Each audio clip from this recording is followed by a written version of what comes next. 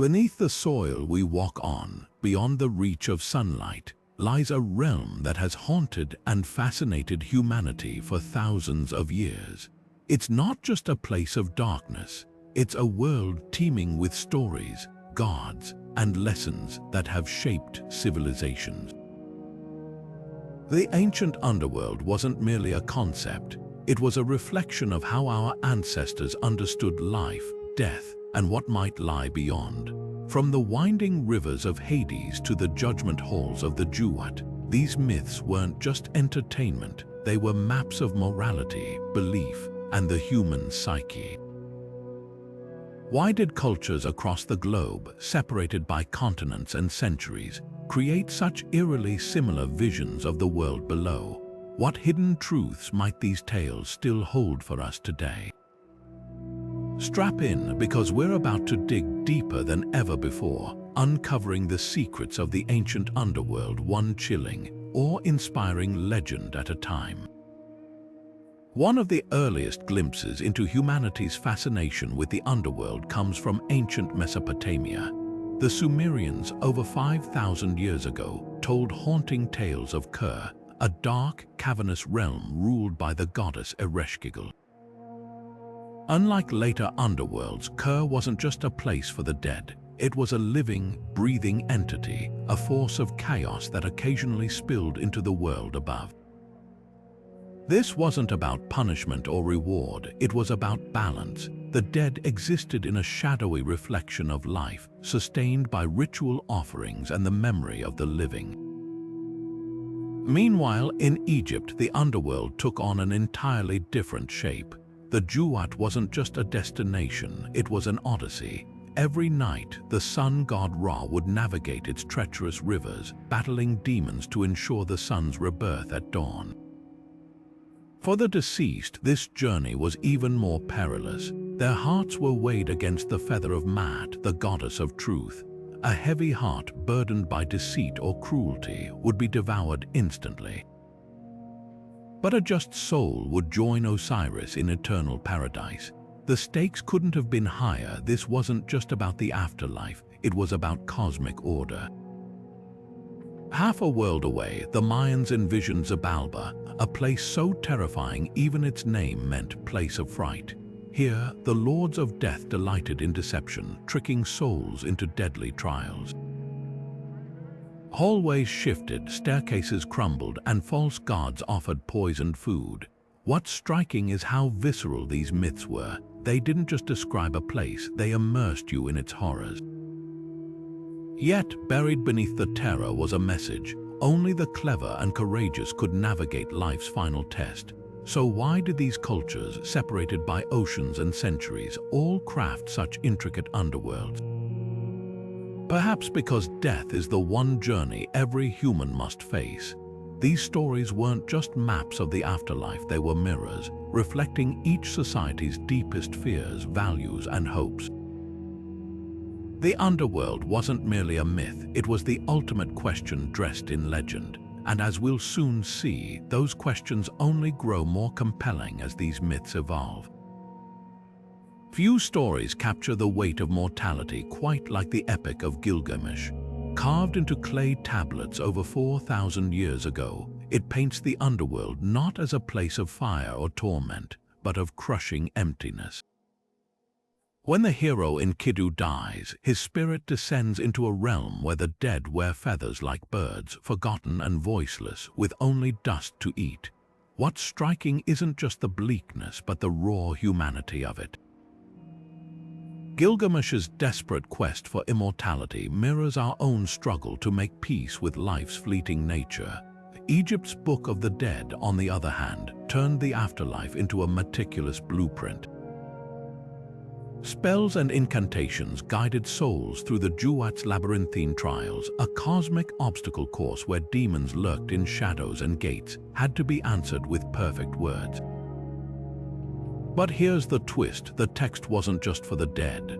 Priests studied it like a sacred manual, and wealthy Egyptians buried copies with their loved ones, ensuring they'd never face the unknown unprepared.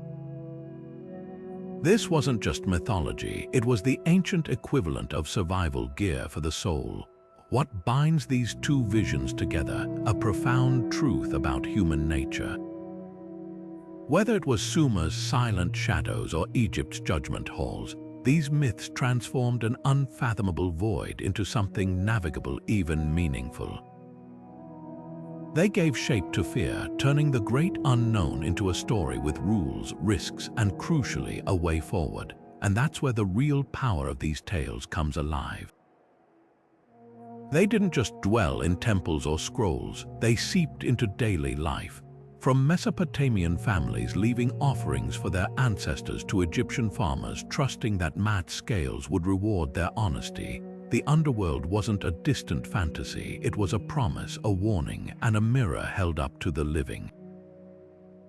Death wasn't just an event, it was a conversation. Across the ancient world, rituals bridged the gap between the living and the dead, turning fear into something far more powerful: preparation. Take the Greeks, who placed coins on the eyes of the departed. This wasn't mere symbolism. Those two small pieces of silver were currency for Charon, the ferryman who rowed souls across the river Styx. Without payment, a spirit might wander the shore for 100 years. Imagine the precision of this belief, not just an offering, but a calculated transaction to secure safe passage. In Egypt, the stakes were even higher. Tombs weren't just resting places, they were armories stocked with spells. The famous Book of the Dead contained over 190 incantations, each designed to outwit the underworld's dangers. One spell transformed the deceased into a heron to evade snake demons. Another forced hostile gods to swear loyalty. These weren't vague prayers, they were tactical maneuvers as carefully planned as a general's battle strategy. But perhaps the most revealing rituals were the ones meant for the living.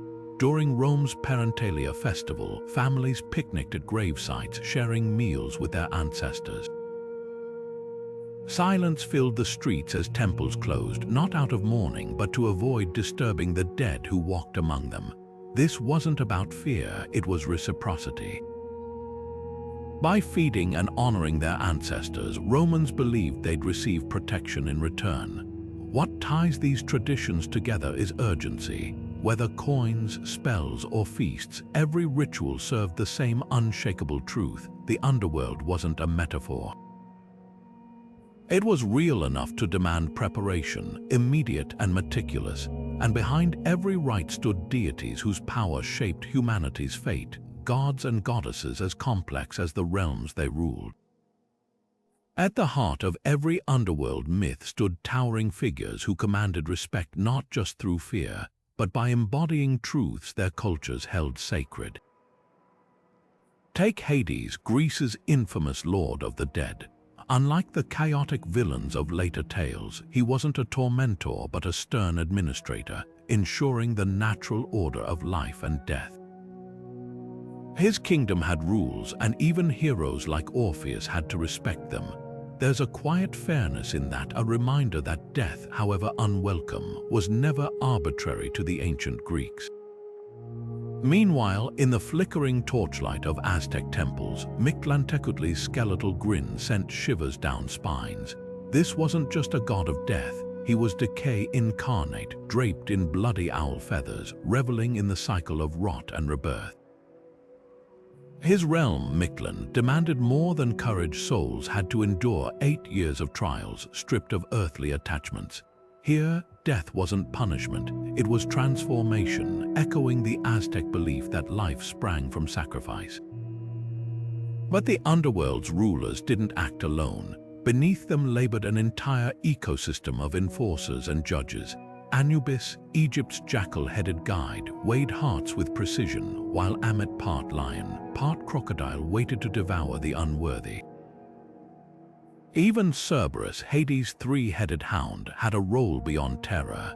His snarling vigilance ensured no soul escaped the natural order. These beings weren't mindless monsters, they were the gears of cosmic justice, each designed to test or temper the dead according to their culture's ideals. What's fascinating is how these deities reflected real-world values. Where Egypt prized truth, Anubis held the scales. Where Norse sagas spoke of inevitable doom, hell ruled with icy impartiality. And in India, Yama, both king and sage, recorded every life's deeds in unshakable detail. These weren't just stories, they were mirrors showing mortals the standards they'd one day be measured by. Yet for all their power, these gods weren't invincible. Heroes and tricksters constantly tested the boundaries of death, proving that even the underworld's rulers answered to deeper forces, fate, balance, or the will of greater gods. And as we'll see next, those daring challengers would reshape underworld myths forever. Few challenges tested a hero's resolve like a descent into the underworld. Orpheus didn't just walk into Hades, he sang his way past its guardians, his lyre bending the rules of death itself. Yet even his unmatched artistry couldn't override one unbreakable condition: trust. The moment he turned to check if Eurydice followed, he wasn't just losing her again, he revealed humanity's deepest struggle to accept what can't be seen or promised. Hercules, on the other hand, barged into the underworld with brute strength, wrestling Cerberus into submission. His 12th labor wasn't about conquering death, but proving even the gods' boundaries could be challenged. Yet here's what often goes unnoticed: Hercules didn't keep the hound. He returned it, acknowledging Hades' sovereignty. The message was clear: true heroism respected cosmic balance even while testing its limits. Then there's Inanna, the Sumerian queen of heaven, who stripped herself of power at each of Zabalba's 7 gates, hanging lifeless on a hook by the end. Her resurrection wasn't a triumph, it came with a price: someone had to take her place. This wasn't just a myth, it was an ancient explanation for the season's turn, where life and death were locked in an endless exchange. What unites these stories isn't just their daring, it's how they frame the underworld as a forge for transformation. Heroes entered as mortals but emerged with hard-won wisdom. And it wasn't just fictional figures making the journey.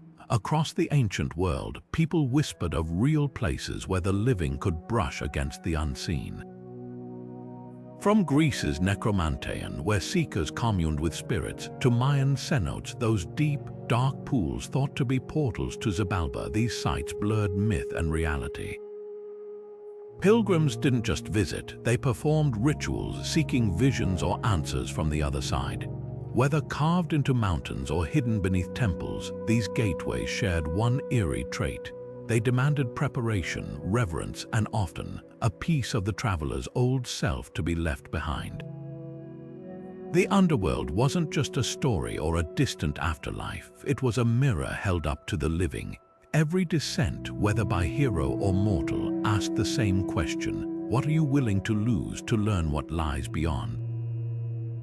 The answers reshaped not just legends, but the very way cultures understood courage, loss, and what it means to return changed. And that's where these tales take an even darker turn.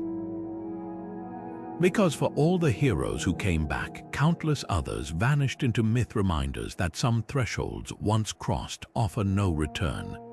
The earth itself seemed to whisper of hidden doorways, cracks in reality where the living could step into the realm of shadows. For ancient cultures, certain landscapes weren't just geographical features, they were thresholds pulsing with supernatural energy. Take the Necromantean, tucked into the rocky hills of northwestern Greece. Pilgrims would descend its narrow corridors, their footsteps echoing against stone walls scrawled with warnings. After days of fasting and cryptic rituals, they'd enter a chamber where whispers of the dead swirled in the smoky air. What's fascinating isn't just the belief, it's the sensory experience. The site wasn't chosen at random. Underground gases likely induced hallucinations, blurring the line between prayer and vision. This wasn't superstition, it was stagecraft, meticulously designed to make the impossible feel tangible. Half a world away, the Mayans faced an even more visceral portal: cenotes. These gaping sinkholes, their waters black as obsidian, weren't just sources of fresh water. They were sacred highways to Zabalba. archaeologists still dredge up artifacts from their depths: gold ornaments, shattered pottery, even bones, proof of offerings meant to appease the lords below. But here's what chills the spine. Some cenotes contain layers of skeletal remains, suggesting these weren't just ceremonial sites. They were places where the desperate or devoted might have taken that final, irreversible step. And the underworld's pull didn't fade with antiquity. Iceland's Helnar Cave, where medieval sagas claimed the dead gathered in stormy weather, still unnerves visitors with its groaning rock formations. Italy's Lake Avernus, feared by the Romans as the mouth of Hades, now mirrors the sky serenely, but locals still recount odd ripples at dusk, as if something beneath stirs. These places share an uncanny quality. They make myth feel close enough to touch. That's no accident. By anchoring their underworlds to real, treacherous landscapes, ancient cultures transformed fear into geography. You couldn't dismiss the afterlife as abstract when a gaping cave or bottomless lake stood before you, its darkness whispering of what lay beyond. Now consider the builders who channeled these beliefs into stone. From pyramid-lined passageways mimicking the Duat to cathedrals whose vaulted ceilings evoked celestial judgment, architecture became the ultimate bridge between worlds. And as we'll see, these structures held secrets even deeper than their foundations. The walls of ancient tombs weren't just stone, they were canvases pulsing with life, color, and purpose. Step inside an Egyptian burial chamber, and you'd find yourself surrounded by intricate frescoes mapping out the Duat's perilous journey. Every stroke of pigment served a function, from the precise depiction of Anubis weighing a soul's heart to the hypnotic symmetry of the god standing guard. This wasn't art for art's sake. It was a visual instruction manual, ensuring the deceased could recite the right spells and recognize each celestial gatekeeper. Even the colors held meaning. Lapis lazuli blues symbolized rebirth, while ochre yellows echoed the eternal sun. Meanwhile, halfway across the Mediterranean, the Etruscans took a strikingly different approach. Their tombs resembled vibrant banquet halls, frescoed walls alive with dancing figures, overflowing goblets, and lush greenery. At first glance, these scenes seem purely celebratory until you notice the subtle details. The reclining figures often hold eggs, ancient symbols of regeneration, while mirrored compositions suggest a duality between the living and the dead. For the Etruscans, the afterlife wasn't a lonely trial but a continuation of earthly joys, shared with ancestors and deities alike. But perhaps the most ambitious fusion of art and architecture lies in the pyramids themselves. The Great Pyramid's air shafts weren't just engineering marvels. They were meticulously aligned with stars like Sirius and Orion, turning stone into a celestial compass. Descending its narrow passages mirrored the sun god Ra's nightly voyage through the underworld, a physical reenactment of myth. Even the sarcophagi, often dismissed as mere containers, were carved with constellations, transforming coffins into miniature cosmos. This artistic precision reveals a breathtaking truth. Ancient cultures didn't just imagine the underworld, they built it. Every mural, every sculpted relief, every aligned corridor was a collaborative act of faith, blending creativity with spiritual survival. And though millennia have passed, their legacy lingers. Modern filmmakers, game designers, and authors still draw from these visual vocabularies, proving that the underworld's power wasn't just in its stories, but in how vividly our ancestors made them seen. Beneath the vivid imagery of fire and brimstone, underworld myths carried something far more profound, a moral blueprint. Societies didn't just fear these tales, they lived by them. Take the Aranais, Greece's relentless avengers. These winged spirits didn't haunt just murderers, they pursued anyone who shattered sacred oaths, from perjurers to ungrateful children. Their message was stark. Betrayal wasn't just a personal failing, it disrupted the cosmic order. Halfway across the world, Hindu texts described Naraka with surgical precision, 18 hells, each tailored to specific sins. Liars had their tongues yanked out. Thieves wandered a forest where every leaf was a razor. Unlike later notions of eternal damnation, Naraka offered a grim but finite correction, reinforcing the Hindu belief in karma's precise arithmetic. Even more telling were the exceptions. In Egypt, those who failed the weighing of the heart weren't damned, they simply ceased to exist. No torment, just oblivion. This wasn't cruelty, it was a cultural emphasis on legacy. To be forgotten was the ultimate failure. These myths did more than scare people into behaving. They codified values. When oral traditions gave way to written laws, echoes of underworld justice remained. Hammurabi's famous code, an eye for an eye, mirrored the exacting balance of math scales.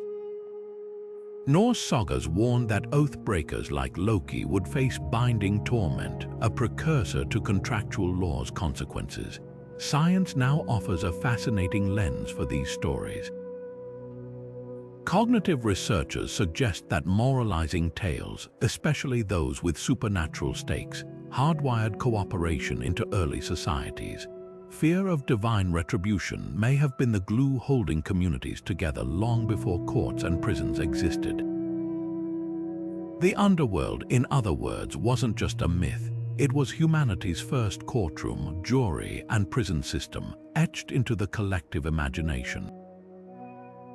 This interplay between myth and morality reveals something unexpected. Our ancestors didn't just invent hells and judges. They crafted the earliest frameworks for justice, using stories as both warning and compass. And as we'll see next, those frameworks were rooted in observations far more tangible than ghosts or gods. Digging into the earth, archaeologists have unearthed truths stranger than fiction artifacts that whisper of ancient rituals once thought to be mere legend. Take those Greek burial sites where skeletons still clutch coins between their teeth, just as the myths described. These weren't random grave goods, they were tolls for Charon, meticulously placed by grieving hands who believed death was a journey with fees to be paid. Even the smallest finds carry weight-broken pottery inscribed with pleas to underworld gods, or amulets shaped like Anubis's jackal head, still stained with traces of sacred oils. Then there are the grand discoveries like the sprawling necropolis at Thebes, where entire streets of tombs mirror descriptions from Egyptian funerary texts. Inside, walls are painted with spells from the Book of the Dead, each hieroglyph a breadcrumb trail meant to guide souls through the Duat's labyrinth. And in Italy's Cave of the Sibyl, where ancient Romans once sought prophecies from the underworld, archaeologists found altars crusted with burnt offerings, proof that this wasn't just a tourist trap, but a place where people bet their futures on whispers from below. Perhaps most haunting is the real-world basis for myths like the river Styx. Near the ancient Greek city of Nonacris, a toxic spring leaks arsenic-laced water, a deadly stream that could kill within hours. Was this the inspiration for the legendary river that separated the living from the dead? It's a chilling reminder that myths often grow from the soil of real, tangible fears. But here's what's even more fascinating. These artifacts don't just confirm myths, they show how stories evolved. Early Greek burials held simple clay coins, but by the Roman era, golden obols gleamed in skeletons' jaws. Papyrus passports to the afterlife grew increasingly detailed, crammed with spells and bribes for gods. The underworld wasn't a static idea. It shifted with every generation's hopes and dreads, refined by new discoveries, disasters, or even political changes. Archaeology doesn't just blur the line between legend and history, it reveals a dialogue. Each artifact is a snapshot of humanity's eternal negotiation with the unknown, a testament to our ancestors' stubborn refusal to face the dark unprepared. And as we'll see, that conversation didn't end with antiquity. Even today, echoes of these ancient beliefs ripple through our cultures in ways you might not expect. Religions rise and fall, but humanity's fascination with what lies beyond death never fades, it simply transforms. When early Christian scribes first envisioned hell, they didn't start from scratch. They reached back to the Greeks' Tartarus, that abyss where titans groaned in chains, and reshaped it with fire and brimstone. This wasn't plagiarism, it was cultural alchemy, blending old myths with new theology to make ancient fears resonate in a changing world. Buddhism's Naraka followed a similar path, absorbing Hindu concepts of karmic justice but refining them into layered realms of temporary purification.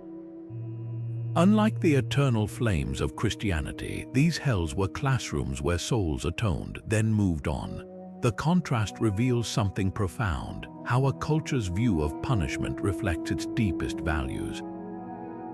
For Buddhists, no soul was beyond redemption, only in need of reckoning. Yet beneath these shifts, a pattern endures. Whether it's Zoroastrianism's Bridge of Judgment or Islam's Barzakh, the underworld remains the ultimate courtroom. Moral codes evolve, but the idea that actions echo beyond death, that's primal, transcending language and epoch. Even secular societies keep the blueprint, swapping gods for cosmic justice in stories where heroes still descend, sometimes literally, to face their past. Ironically, the more modern we become, the more these ancient motifs resurface. Dante didn't just invent his Inferno circles, he repackaged Virgil's Aeneid, which itself borrowed from older myths. Today's horror films and video games follow the same instinct, dressing underworlds in new aesthetics but keeping their core intact. The demons might wear different faces, but the trials they administer, those haven't changed in 5,000 years. So what does this perpetual reinvention tell us? That our need to make sense of death isn't just about fear, it's about meaning. Every underworld myth, no matter how terrifying, is ultimately a story we tell ourselves about what matters. And as we'll see next, those stories aren't confined to temples or tombs.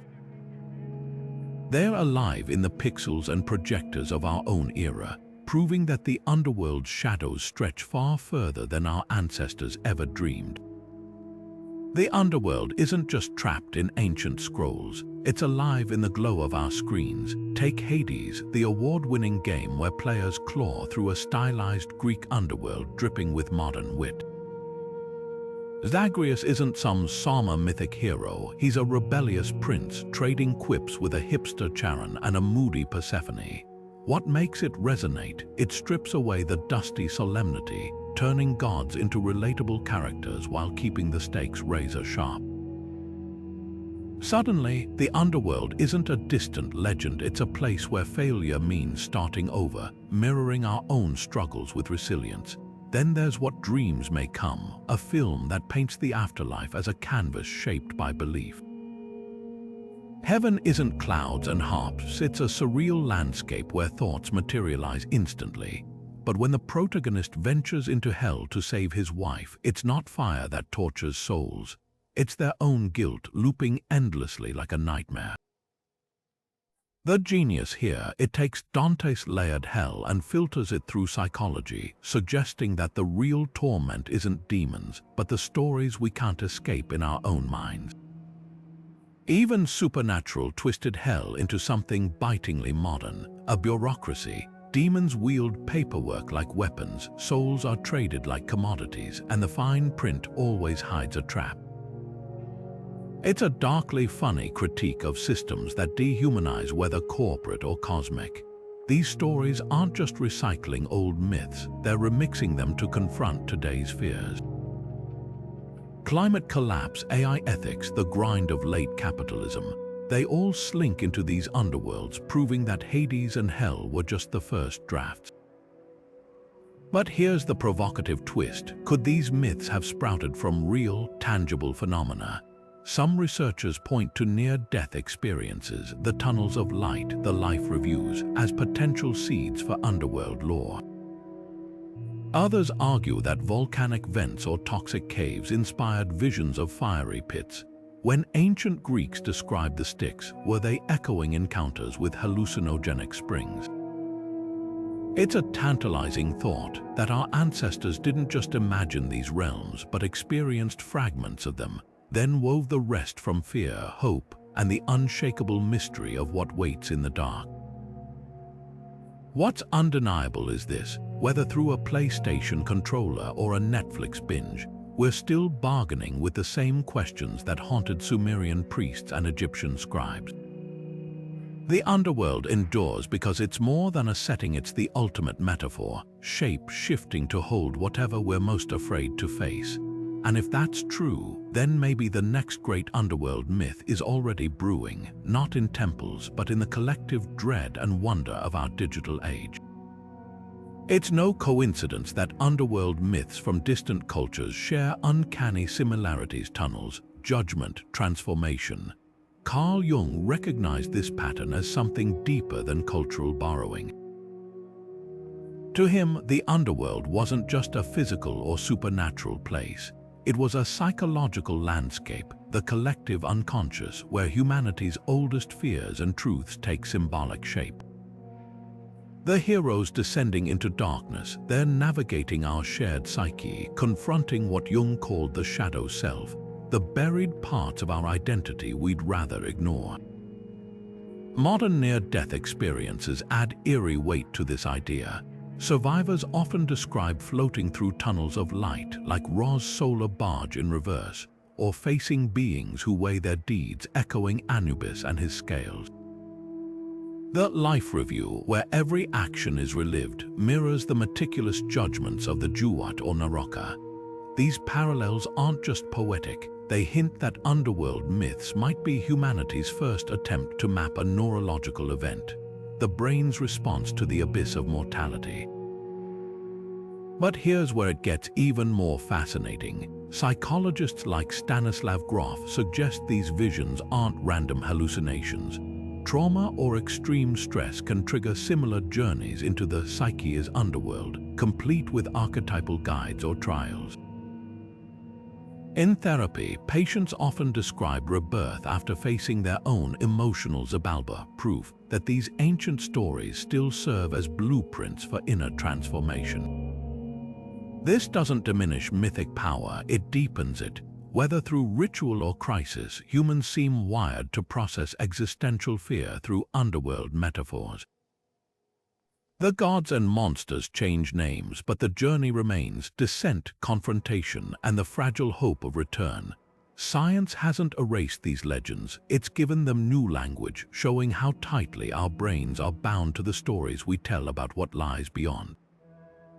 And if that's true, then the underworld isn't just a relic of belief, it's a mirror reflecting the uncharted terrain within each of us. What if the barrier between ancient myths and modern science is thinner than we ever imagined? Near-death experiences, those fleeting moments when people hover between life and the afterlife, tell stories that would sound eerily familiar to an Egyptian priest or a Mayan shaman. Patients revived after clinical death often recount floating above their own bodies, watching medical teams fight to save them. An exact parallel to the astral doubles described in Tibet's Bardo Thodol, where souls detach from flesh to begin their journey. Others speak of tunnels shrouded in darkness, only to emerge before radiant beings who radiate unconditional love, uncannily mirroring Greek descriptions of souls guided by Hermes through shadowy passages toward the judges of the afterlife. Plato's Myth of written over 2,000 years ago, reads like a clinical case study. A soldier revived on his funeral pyre describes souls awaiting reincarnation, their past deeds weighed before cosmic arbiters. A scene indistinguishable from modern ND accounts where individuals undergo life reviews, witnessing every action ripple through existence.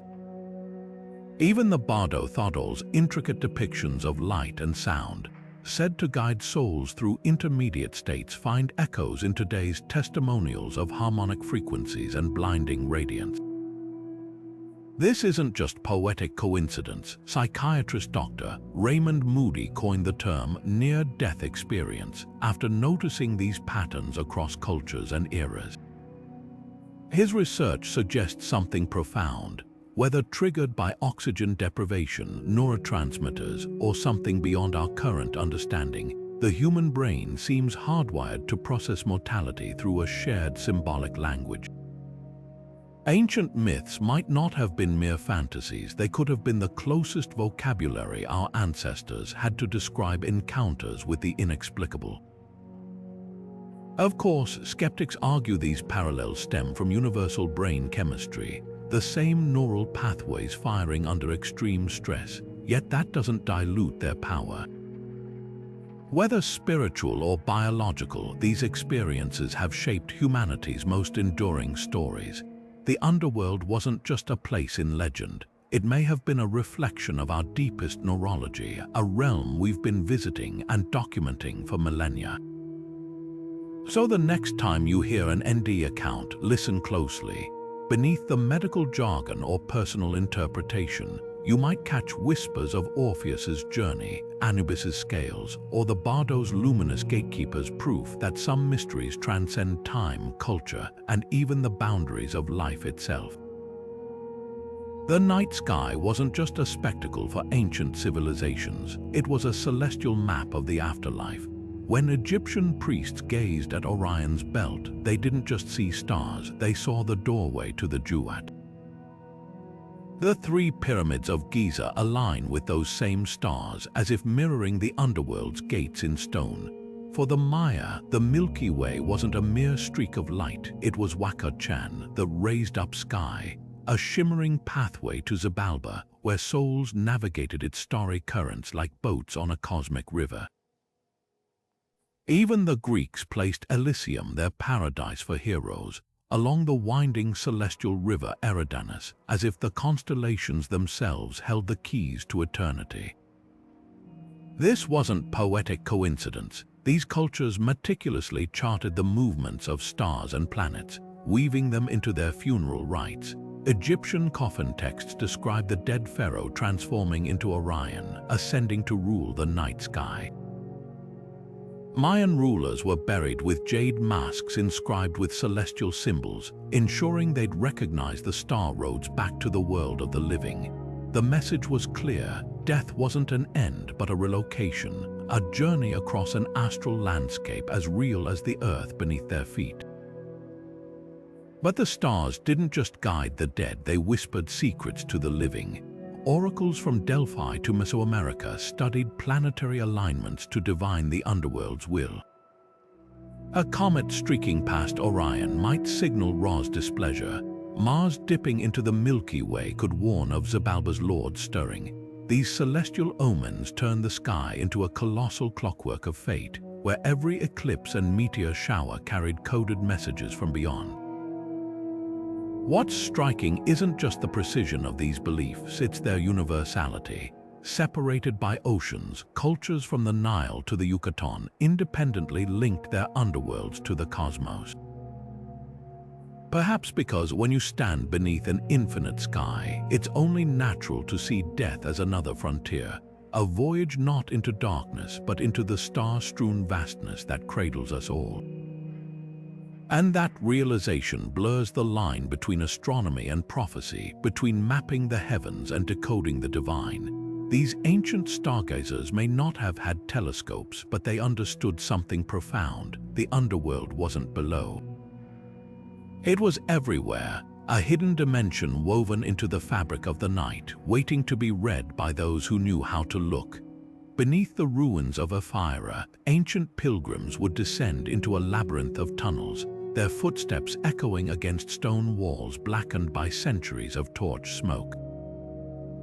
This wasn't just a cave, it was the legendary oracle of the dead, where seekers could commune with spirits through rituals lost to time. Imagine the scene: a trembling petitioner, perhaps a general before battle or a grieving heir, offering sacrifices of black animals, the color of the underworld before whispering questions into the darkness. Then from the abyss, a voice would rasp back answers, channeled through a priestess seated atop a bronze throne. What made this place so chilling wasn't just the eerie performances, but the conviction that the dead held secrets the living desperately needed. Over in Delphi, the Pythias trances took on a more theatrical, yet equally uncanny flavor. Perched on a tripod above a fissure in the earth, she'd inhale vapors believed to seep from Hades itself, potent gases modern geologists now trace to ethylene rising through the rock. Her frenzied prophecies, passed by male priests into cryptic verse, guided kings and commoners alike. But here's what's often overlooked: the Pythia didn't just predict the future.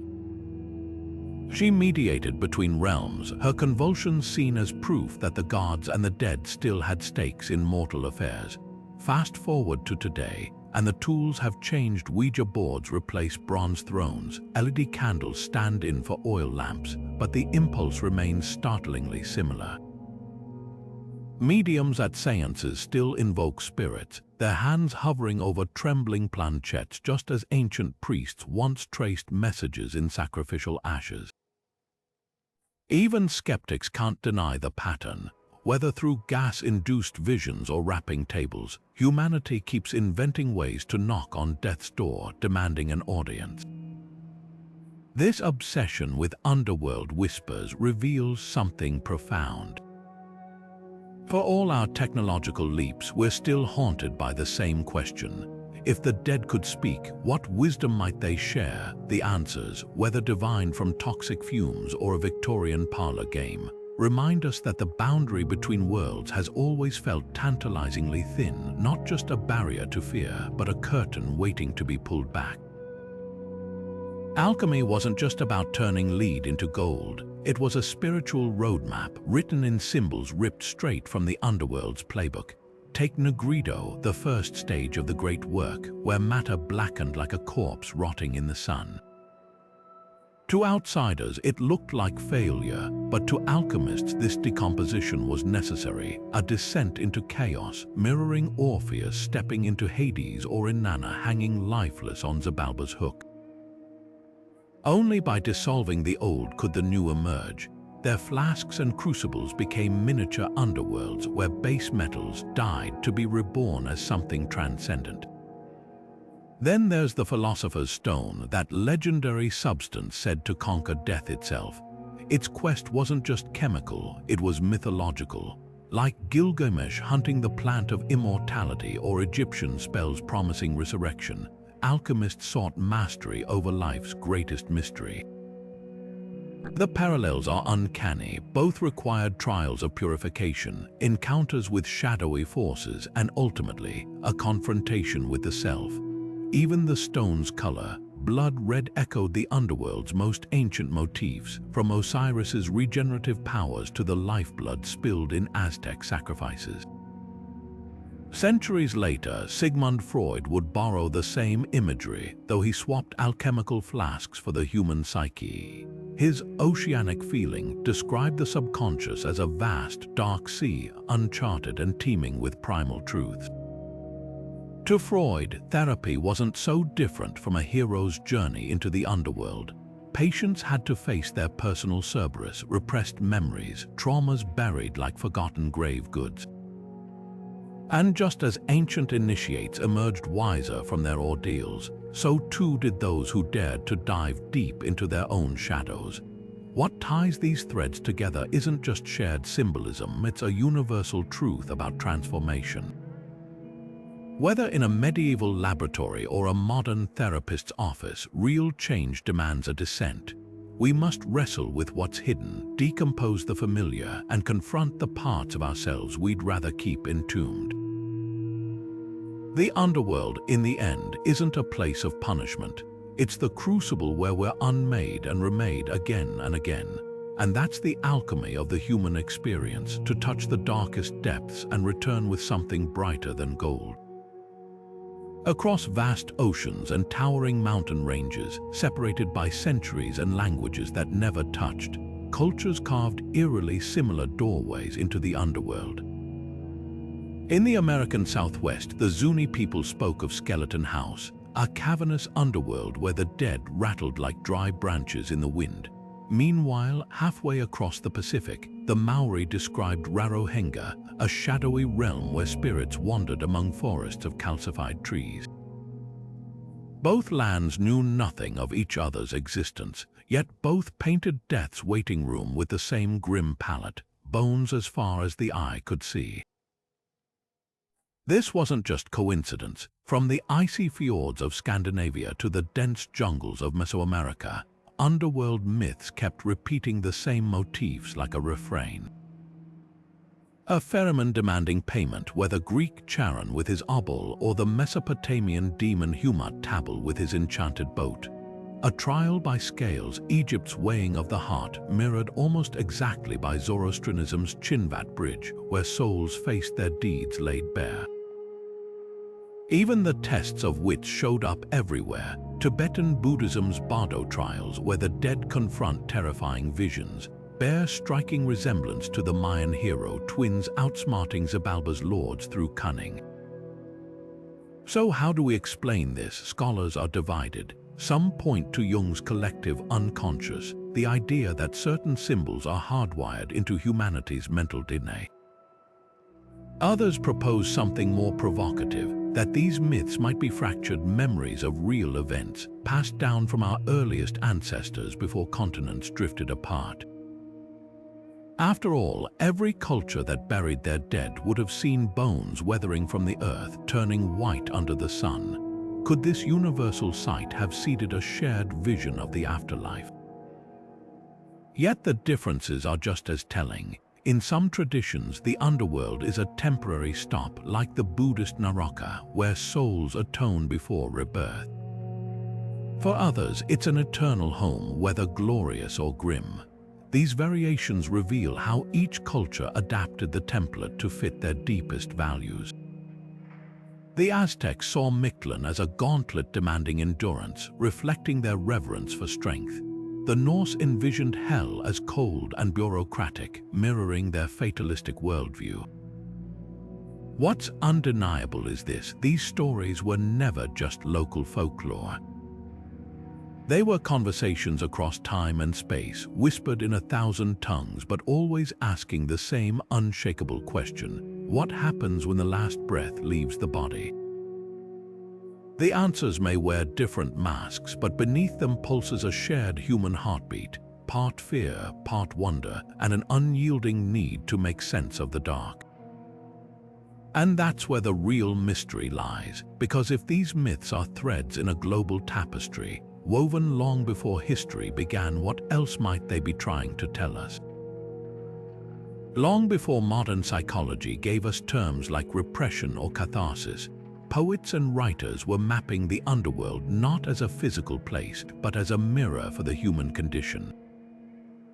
When Virgil penned the Aeneid in the 1st century BCE, he didn't just retread old myths, he weaponized them. His hero Aeneas doesn't descend into Hades for glory or love, he goes for answers. The ghosts he meets aren't monsters, they're echoes of his past, from fallen comrades to his abandoned lover Dido. It's less a supernatural thriller and more the first recorded therapy session, where the underworld becomes a space to confront what we've buried. Fast forward to the 17th century, and Milton's Paradise Lost flips the script entirely. Hell isn't just a pit of fire, it's a state of mind. Satan's famous line, "The mind is its own place," rings unnervingly modern, framing the underworld as a self-made prison of pride and regret. What's striking is how Milton borrows the architecture of ancient myths, rivers of oblivion, thrones of despair, but fills them with psychological torment. His hell isn't where souls are sent, it's what they carry within. Then there's the visceral punch of Sylvia Plath's Lady Lazarus, where resurrection isn't triumphant but grotesque. Dying is an art, she sneers, her speaker rising from the ashes like a twisted Persephone, only to be pulled back into the cycle of suffering. Here, the underworld isn't a realm of gods, it's the crushing weight of depression, the sterile hospital room, the flicker between life and death that feels less like rebirth and more like a cruel joke. T.S. Eliot's The Wasteland takes this further, stitching together fragments of underworld myths into a shattered post-war landscape. The poem's infamous unreal city teems with ghosts as hollow as the shades Odysseus met in Hades, while quotes from the Upanishads bump against Dante's Inferno like debris in a flood. Eliot's genius lies in showing how ancient metaphors still fit modern disintegration, how the Fisher King's wound and the Sibyl's timeless agony speak to 20th century alienation. What binds these works across millennia isn't just shared imagery, it's urgency. From Virgil to Plath, the underworld remains the ultimate metaphor for truths too dark to face in daylight. These writers didn't just borrow myths, they proved that every generation needs its own vocabulary for despair, and that sometimes the oldest symbols cut the deepest. And perhaps that's why these stories endure. Whether in epic verse or confessional poetry, the underworld is never just a setting.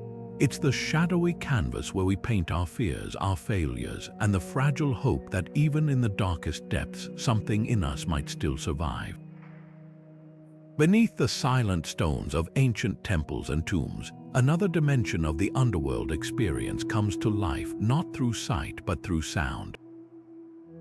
At Malta's Hal Saflieni Hypogeum, a labyrinthine underground sanctuary carved over 5,000 years ago, something extraordinary happens when you speak in its central chambers. The walls don't just echo, they transform human voices into something unearthly, vibrating at frequencies that seem to ripple through bone. Archaeoacoustics, the study of how ancient spaces manipulate sound, suggests these weren't accidental effects. The Hypogeum's creators likely engineered these chambers to amplify particular tones, frequencies now known to alter brainwave patterns. Picture a priest chanting in the darkness, their voice swelling into a resonance that doesn't just fill the room, it rewires perception. This phenomenon isn't isolated. In Greece's cave of the Sibyl, where seekers once begged prophecies from the dead, whispers near a particular fissure warp into booming reverberations, as if the earth itself is answering.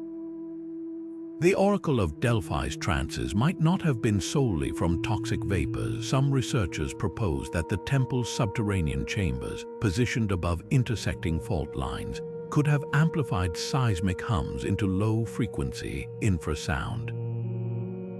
To the human ear, these vibrations register as primal dread, a sensation of being watched by something unseen.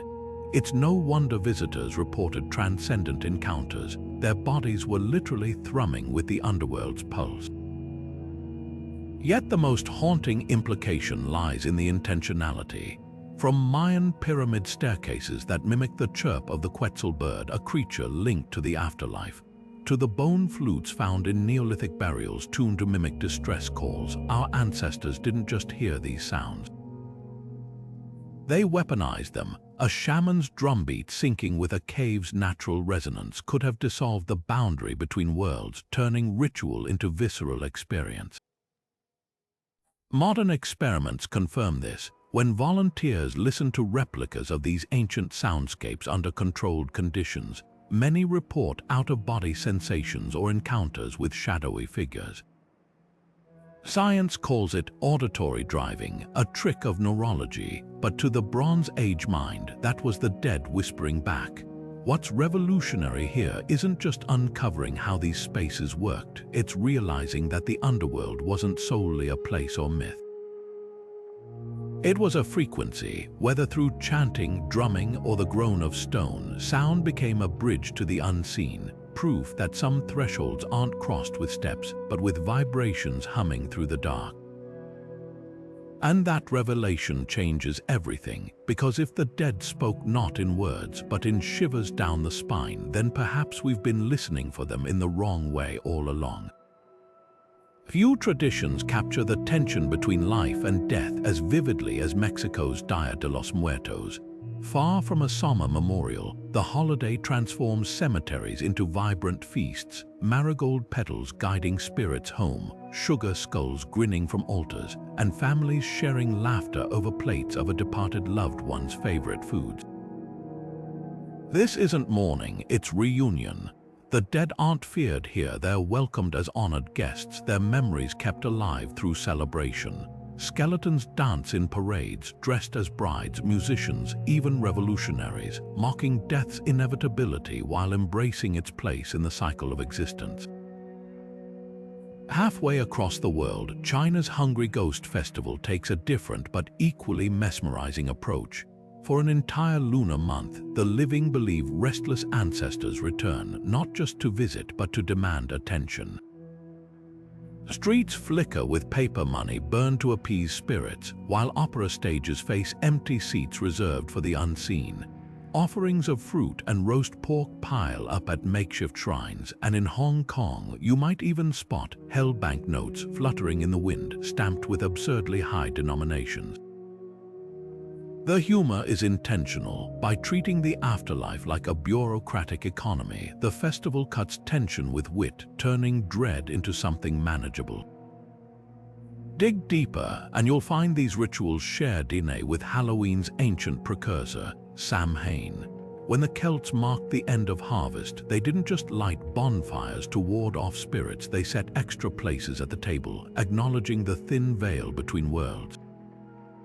Costumes weren't just disguises, they were camouflage against vengeful ghosts. Over centuries, Christianity rebranded it, pumpkins replaced turnips, and trick-or-treating commercialized the tradition, but the core remained. A single night when the ordinary rules dissolve, and the dead or kids dressed as zombies demand candy as tribute. What unites these festivals isn't just their playfulness, it's their radical honesty. Instead of sanitizing death, they drag it into the light, dressing it in music, food, and theater. A 2023 study in death studies found that cultures with celebratory death rituals report lower anxiety about mortality. It's as if humor and community act as antidotes to fear, transforming the unknown into something familiar, even joyful. These traditions challenge modern taboos around grief, offering an alternative. What if remembering the dead didn't have to hurt? What if, by feeding them, dancing with them, or even bribing them with paper money, we reclaim power over the one thing that unites every human in every era? The underworld might be eternal, but these festivals prove its gates swing both ways, and sometimes laughter holds the key. Dark tourism isn't just a modern trend, it's humanity's oldest adrenaline rush repackaged for the Instagram age. Take Pluto's Gate in Turkey, where travelers still line up to peer into the same deadly crevice that terrified ancient pilgrims. The site's lethal vapors, once blamed on the underworld god's breath, are now explained by science: carbon dioxide seeping from volcanic fissures. Yet, standing on that stone platform, watching birds drop mid-flight as they hit the invisible gas, the line between myth and reality blurs all over again. Guides joke about selfie sticks melting like Icarus's wings, but the nervous laughter says it all. We haven't outgrown these fears, we've just slapped a ticket price on them.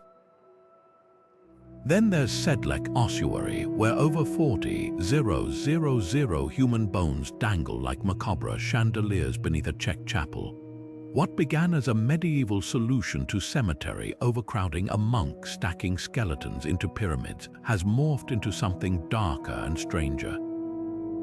Tourists whisper as they pass femurs wired into coats of arms, vertebrae strung like ghastly garlands. Some leave flowers, others take grinning group photos. The contradiction is revealing. We crave proximity to death, but only with the safety net of irony or Instagram filters.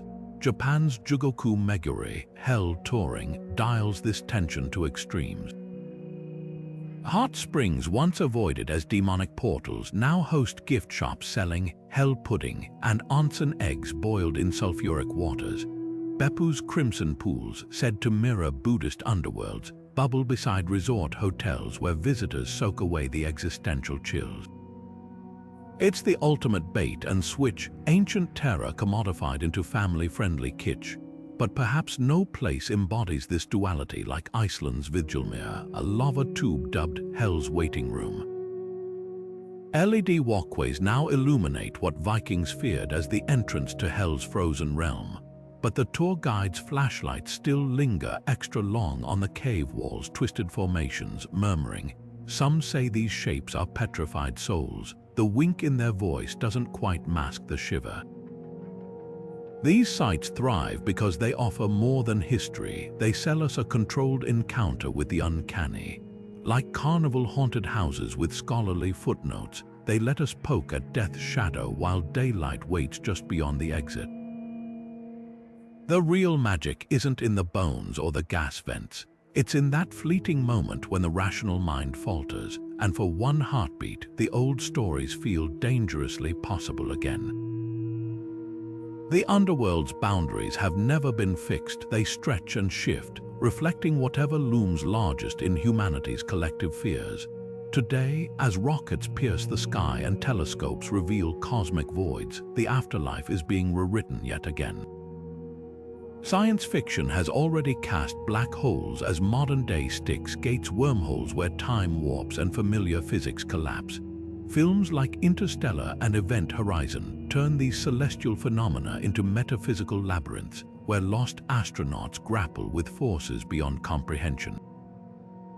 It's a telling evolution. If ancient mythmakers saw the underworld beneath their feet, we project ours onto the infinite dark above. But the most provocative reinvention might be brewing closer to home.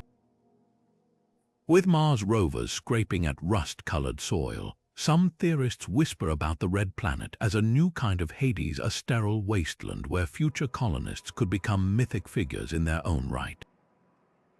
Imagine a distant era where children on Earth hear stories about the old world, a green paradise lost to climate collapse, while Mars is remembered as the harsh realm where pioneers proved their worth. The parallels are uncanny: a perilous journey, a hostile landscape, and the faint hope of terraforming it into something habitable.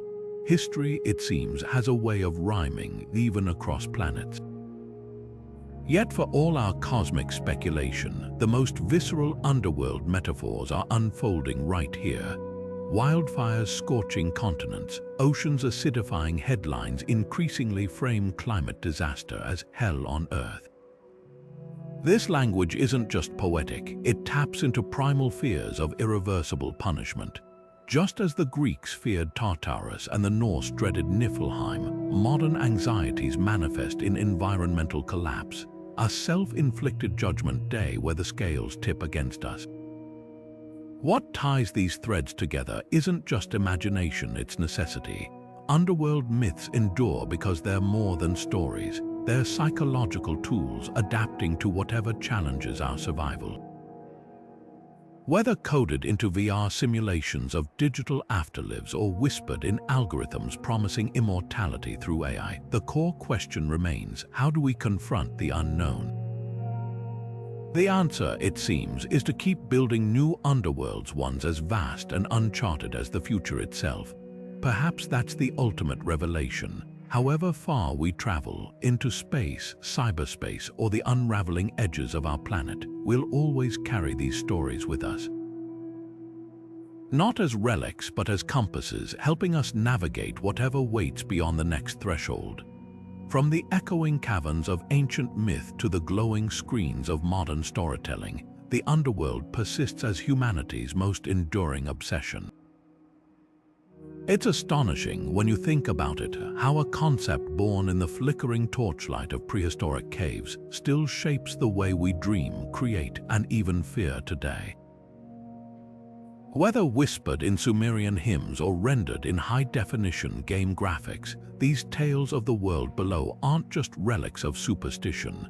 They're a testament to something deeper, our need to make sense of the one journey none of us can avoid.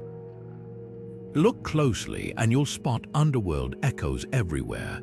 Blockbuster films frame afterlife trials as moral tests. Psychological thrillers use descent narratives to explore trauma. Even wellness trends tout shadow work, urging us to confront our personal Hades. The symbols have evolved: no more ferrymen demanding coins, though modern hospital bills might feel just as steep, but the core remains unchanged. We're still bargaining with the unknown, still searching for meaning in the dark. Here's the beautiful paradox: these myths were never really about death. They're about life. The ancient Egyptians didn't pour their souls into mummification just to preserve corpses. They were defending a cosmic order that mirrored their values. The Maya didn't fear Zabalba because it was terrifying. They embraced its trials as proof that courage and wit could outmatch even the lords of decay. Every underworld, in its way, was a challenge to live better, to leave a mark worth remembering. So what do we do with these stories now? We could file them away as quaint folklore, but that would miss the point entirely. They're invitations to wonder, to debate, to see our own struggles reflected in Gilgamesh's grief or Orpheus's fatal glance backward. Maybe you've faced your own underworld lately, a loss, a crisis, a moment when the ground seemed to vanish beneath you. That's when these ancient voices feel closest, whispering across millennia that you're not the first to walk this path. As we close this chapter, I'll leave you with a question, not about the dead, but about the living. What kind of underworld are we building for future generations? Will our stories offer comfort or only warnings? The answer isn't carved in stone tablets yet. It's unfolding in the choices we make every day. If these shadows and symbols resonated with you, I'd love to hear which underworld myth struck deepest. Drop your thoughts below. Are there tales from your own culture's traditions that we should explore next? And if you've enjoyed this descent into history's hidden depths, consider subscribing. There are always more doors to open, more mysteries waiting just beneath the surface. Until next time, keep listening to the echoes. You never know what might answer back.